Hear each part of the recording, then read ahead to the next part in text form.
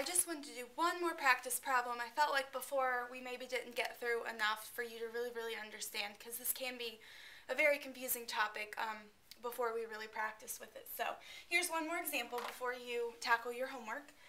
Let's pretend like we have basketballs and baseballs, and we want to compare how many we have in our gym. Here are 3 basketballs, and then we have 1, 2, 3, 4, 5, 6, 7, 8, 9 baseballs. Okay, the first key is to circle your group so that you know what your group size is. So 3 is my group. That's how many basketballs I have. So I want to do the same thing with my baseballs. Group them into 3s so that we're comparing the same size group. All right, to complete a comparison statement for times more, you have to figure out which of these has more, okay? Baseball does. So when I create my statement, I'm going to say that baseballs have blank times more than my basketballs, okay? So we have 1 group, 2 groups, 3 groups. So we have 3 times as many baseballs as we have basketballs.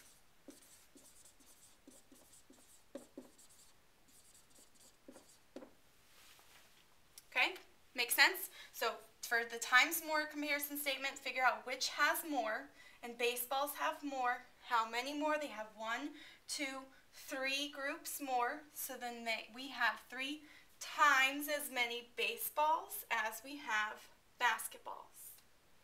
All right, to complete the fractional statement that compares them, you have to figure out which has less.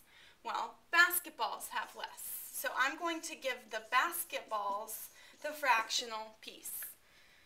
Well, let's figure out how many we have total in our groups so we can figure out our denominator. Total groups, you have to look at the largest to figure that out.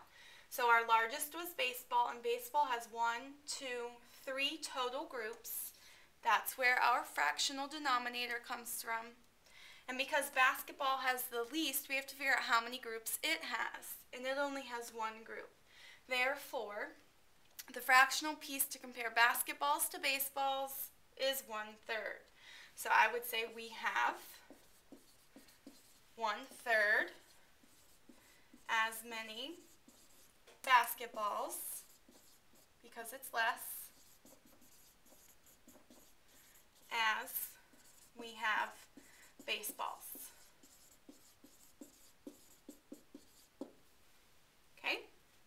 Going back to our t-shirts one last time, just as a reminder, how we came up with this was the same way. I had 2 t-shirts. This was my smallest group, so I grouped them together. So everything in the larger group must also be grouped in the same way. So I have 2 t-shirts here, which means these get grouped into 2 sweatshirts. I came up with times more because sweatshirts has more, so that's how we came up with 3 times as many sweatshirts. 1, 2, 3 times as many.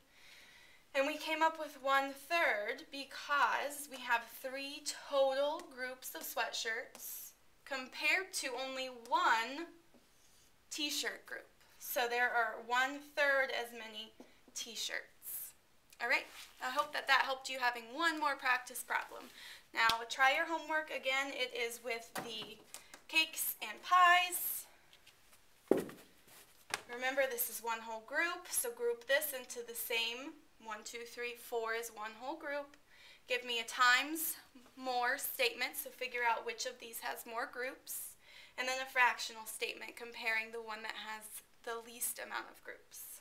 All right?